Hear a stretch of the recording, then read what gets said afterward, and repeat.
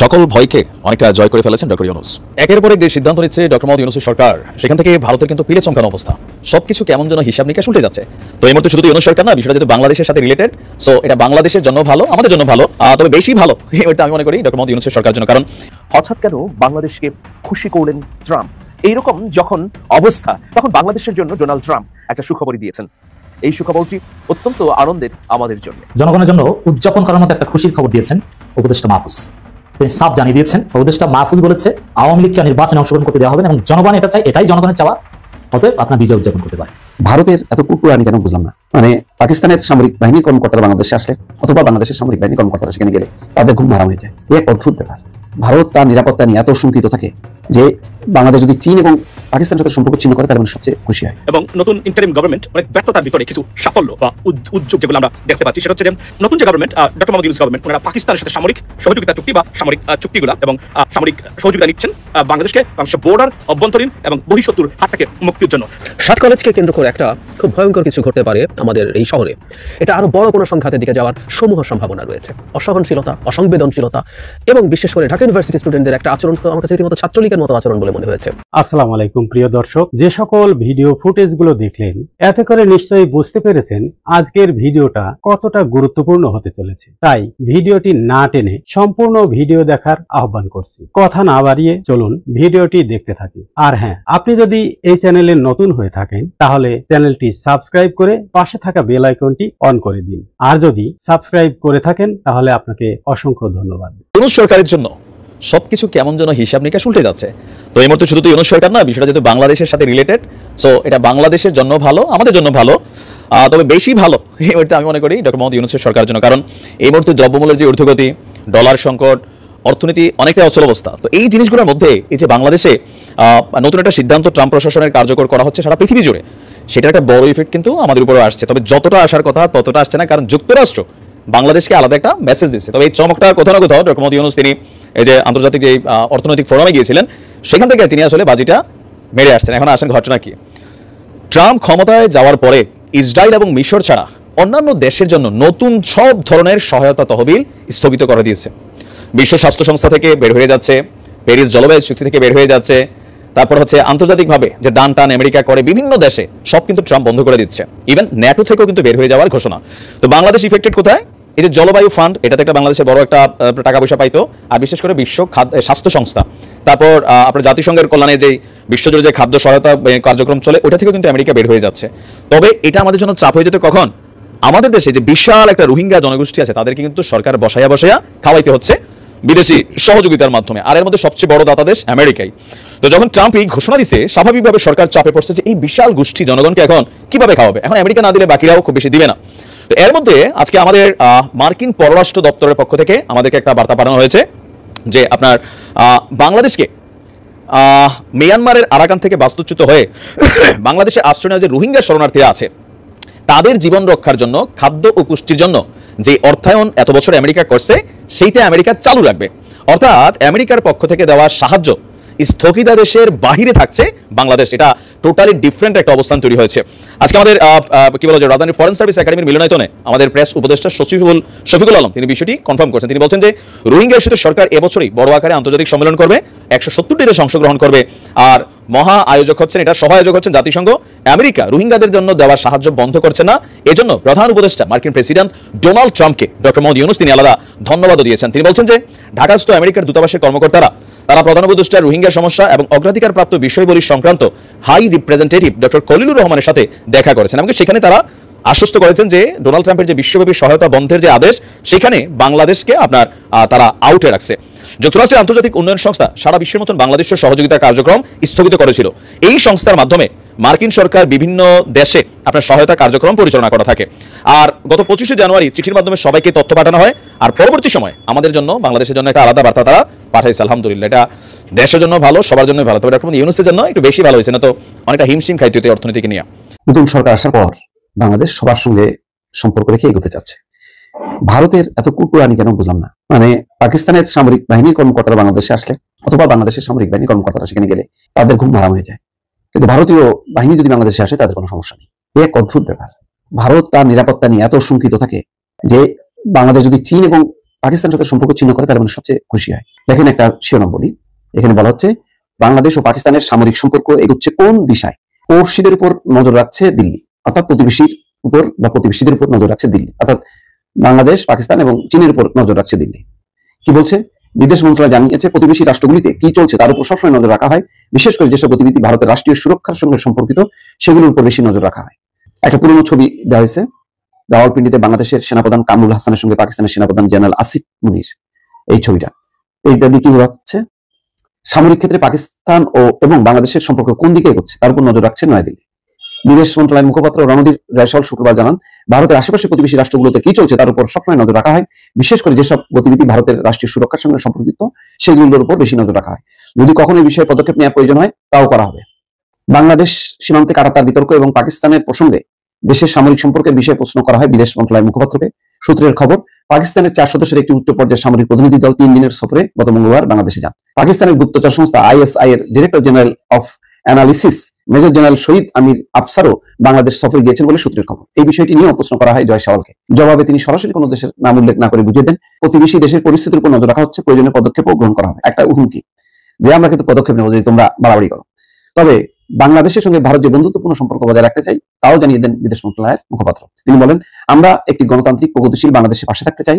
মানে এগুলি হলো বাকি বাদ। আসলে তাদের এখন মাথা খারাপ হয়ে গেছে, বাংলাদেশ যে নতুন করে পাকিস্তানের সঙ্গে চীনের সঙ্গে সম্পর্কে জড়াচ্ছে এটা তারা থ্রেট মনে করছে, অথচ তারা বাংলাদেশের পর্যটকদের ভিসা বন্ধ রেখেছে, সীমান্তে তারা মহড়া দিচ্ছে, উত্তেজনা তৈরি করছে, কাঁটাতারে বেড়া নির্মাণ করছে, গুলি করছে। সেগুলি কিছু না। কেন বাংলাদেশ পাকিস্তানের সাথে সম্পর্কে জড়াচ্ছে, কেন করাচি থেকে জাহাজ আসতেছে, এগুলো নিয়ে তাদের মধ্যে বিরাট এখন উত্তেজনা এবং মনে করা হচ্ছে যে বাংলাদেশ তো হাতছাড়া হয়ে গেছে এবং এখন তাদের নিরাপত্তার জন্য উল্টা হুমকি হয়ে দাঁড়াচ্ছে বাংলাদেশের এইসব তৎপরতা।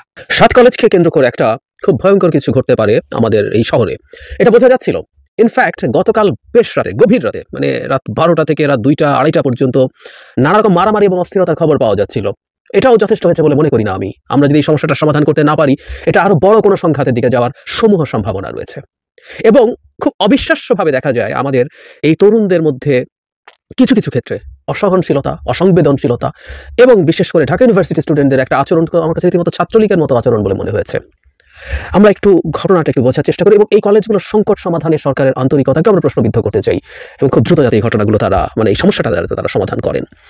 গতকাল যেটা হয়েছে সেটা হলো প্রভিসি ঢাকা ইউনিভার্সিটি তার সাথে 7 কলেজের একটা প্রতিনিধি দল দেখা করতে গিয়েছিল। ওটা একটা ভিডিও অনলাইনে ছড়িয়ে পড়েছে, আমি সেখানে দেখলাম। প্রভিসি অবশ্যই তাদের সাথে বেশ রাগান্বিত আচরণ করেছেন এবং সেটার প্রতিবাদে তারা এসে সায়েন্স ল্যাবরেটরি মোড় প্রথম তারা অবরোধ করে রাখেন। তারপরে এটা আরও বিভিন্ন দিকে ছড়ায়। আমি এই জায়গা থেকে একটু পড়ি। এর আগে 5 দফা দাবিতে আন্দোলনের 7 কলেজে কয়েকশো শিক্ষার্থী, ওটা মারামারির আগের কথা বলছে, সন্ধ্যা থেকে প্রায় 4.5 ঘন্টা সায়েন্স ল্যাব মোড় অবরোধ করেন। 10:30টার দিকে তারা ঢাকা বিশ্ববিদ্যালয়ের উপাচার্যের বাসভবনের দিকে মিছিল নিয়ে আসেন। তারা নীলক্ষেত মোড়ে ঢাকা বিশ্ববিদ্যালয় মুক্তি ও গণতন্ত্র তোরণের সামনে অবস্থানে বিক্ষোভ করেন। এক পর্যায়ে ঢাকা বিশ্ববিদ্যালয়ের বিভিন্ন হল থেকে কয়েকশো শিক্ষার্থী বেরিয়ে এসে তাদের ধাওয়া দেন। এতে নীলক্ষেত মোড় থেকে কিছুটা দূরে সরে যান। তারপর তারা একজোট হয়ে আবার ঢাকা ইউনিভার্সিটির শিক্ষার্থীদের ধাওয়া দেন। এই ধাওয়ার মধ্যে 12টার মধ্যে পুলিশ এখানে অবস্থান নিয়ে সাউন্ড গ্রেনেড নিক্ষেপ করে। এখানে বিজিবিও মোতায়েন করা হয়েছে। তারা বলছেন যে তারা সহ উপাচার্যের সাথে দেখা করেছেন, তাকে সে অপমান করেন, তাদের 5 দফা দাবি নিয়ে আলোচনা করতে যান এবং তার দুঃখ প্রকাশ দাবি করেন। আমি পরে দেখলাম যে প্রভিসি দুঃখ প্রকাশ করেছেন, কিন্তু সমস্যার সমাধান হয়নি। ওখানে বরাবরের মতো বৈষম্য বিরোধী ছাত্র আন্দোলনের তো কেউ না কেউ যেতে হবে, কোনো সংকট হলেই তারা গিয়ে হাজির হন।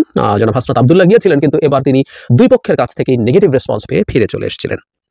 5 দফা দাবি এবার কি আমি ওদের দীর্ঘকালীন যে সংকট সেটা নিয়েও কথা বলবো। 5 দফা দাবির মধ্যে রয়েছে 2024-25 সেশন থেকে 7 কলেজের ভর্তি পরীক্ষায় অযৌক্তিক কোটা পদ্ধতি বাতিল করতে হবে, শ্রেণীকক্ষের ধারণ ক্ষমতার বাইরে শিক্ষার্থী ভর্তি না করা, শিক্ষক শিক্ষার্থী অনুপাত বিবেচনায় নিয়ে শিক্ষার্থী ভর্তি করা, ভর্তি পরীক্ষার ভুল উত্তরের জন্য নাম্বার কাটতে হবে ও 7 কলেজের ভর্তি ফির স্বচ্ছতা নিশ্চিতে মন্ত্রণালয় গঠিত বিশেষজ্ঞ কমিটির সঙ্গে সমন্বয় করে ঢাকা বিশ্ববিদ্যালয় ব্যতীত নতুন অ্যাকাউন্টে ভর্তি ফি জমা রাখতে হবে। আমি খুব জটিল কিছু তো আসলে মনে করছি না এই চাওয়াটা। তাদের আরেকটা চাওয়া আছে যেটা আসলে এই সংকটের প্রধান সমাধান বলে আমার মনে হয়, কারণ আমরা খেয়াল করেছি এই সরকার ক্ষমতায় আসার আগেও, শেখ হাসিনার পতনের আগেও এবং পরবর্তীতেও আসলে তাদের এই মুভমেন্ট হয়েছে এবং বিভিন্ন সময় তারা রাস্তা অবরোধ করেছেন এবং তাদের এই রাস্তা অবরোধ বহু জনভোগান্তিও তৈরি করেছে। এটাও সত্য কথা, এটা মানতে হবে।